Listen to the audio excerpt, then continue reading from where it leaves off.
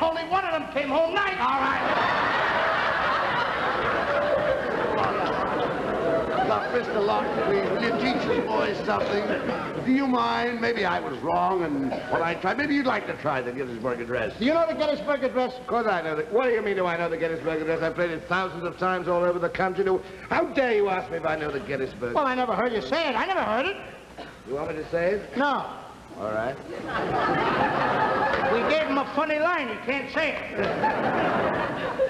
All right, I'm going to say it anyway. All right, then I'll listen. All right. This is for the children. Yeah.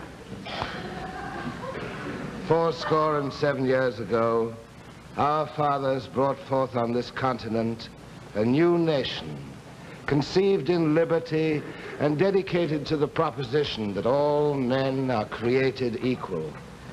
We are now engaged in a great civil war, testing whether that nation or any nation so conceived and so dedicated can long endure.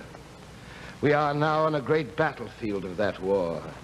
We have come to dedicate a portion of that field as a final resting place for those who here gave their lives that that nation might live.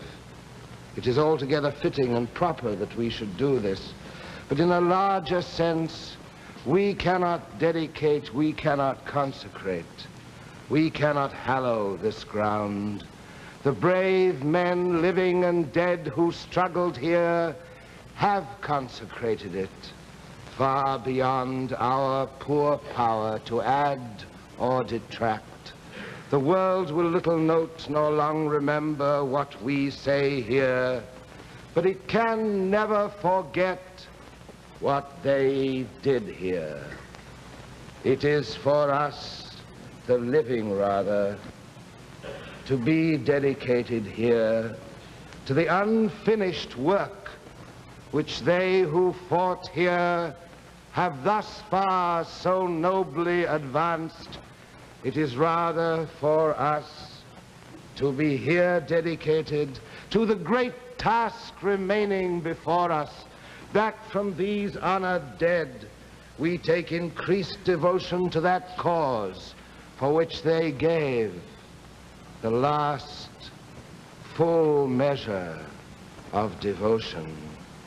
That we here highly resolve that these dead shall not have died in vain, that this nation under God shall have a new birth of freedom, and that government of the people, by the people, and for the people, shall not perish from the earth.